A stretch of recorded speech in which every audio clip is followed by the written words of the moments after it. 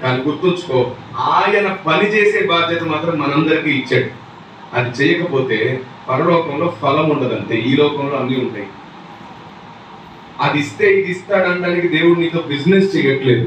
నిన్ను ఆయనలా మార్చుకోవడానికి ఆయన పని నీతో చేయించాలనుకుంటున్నాడు. ఆయన సంఘంలో ఉన్న కార్యక్రమాలు, సంఘంలో ఉన్న సేవ, దేవుని పని జరిగేటప్పుడు నీ వంతుగా నువ్వు బాధ్యత వహించడం ఈ లోకంలోను ఆ లోకంలోను నీ మహిమను పెంచుకునే ప్రయత్నం. అది దేవుని పని కొరకు నిన్ను నువ్వు తగ్గించుకునే పని.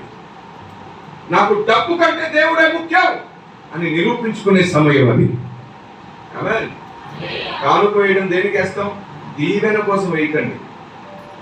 కానుక వేసినప్పుడు నా తండ్రి పని, మందిరంలో నా దేవుని పని ఆగకూడదు, దేవుని పనికి ఉపయోగపడాలి అని వేసినప్పుడు నీకు దీవెన వస్తుంది కదా. అది దీవెనకరమైన బుద్ధి.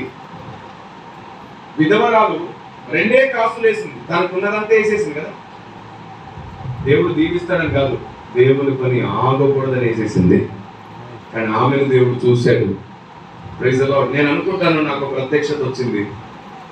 ఎప్పుడైతే యేసు ప్రభు ఆవిడ ధన్యురాలు, ఆవిడ తన కలిగిందంతా వేసింది అని ఆయన ఒప్పుకున్నాడో, అప్పుడు ఆయన శిష్యులు, ఆయనను వెంబడించే వాళ్ళందరూ కూడా బహుశా దేవుడు ఒప్పుకున్నటువంటి అతన్ని ధన్యురాలు అన్నందుకు ఆవిడ ద్వారా ప్రార్థన చేయించుకొని దీవెన పొందాలనుకుని వెళ్ళుంటారు. ఎందుకంటే ఇశ్రాయేలు ప్రజలకు ఒక మంచి లక్షణం ఉంది, ఎవరు ధన్యులు వారికి ఎక్కువ సహాయం కూడా చేస్తారు, వారితో దీవెన కూడా తెప్పించుకుంటారు, వారితో ప్రార్థన కూడా చేయించుకుంటారు.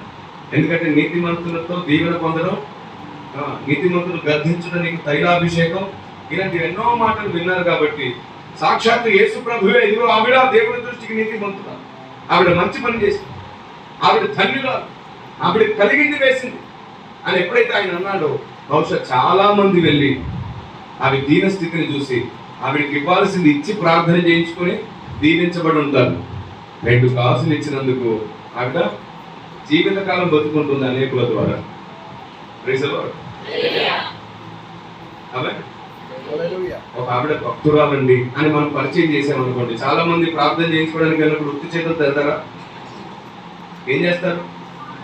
ఏదో ఒక వస్తువు తీసుకెళ్తారు. దైవజనం కలుసుకున్నప్పుడు వృత్తి చేతులతో కలుసుకోకూడదండి. అప్పట్లో అలాగే ఉండేవారు, ఏదో ఒకటి వారికి ఇచ్చేవారు.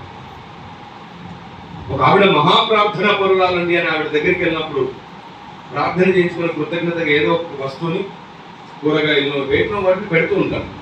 అలాగా ఆవిడ దేవుని చేత, క్రీస్తు చేత మెప్పు పొందిన తర్వాత ఖచ్చితంగా ఆవిడ పోషింపబడి ఉంటుంది అక్కడ. Praise the lord.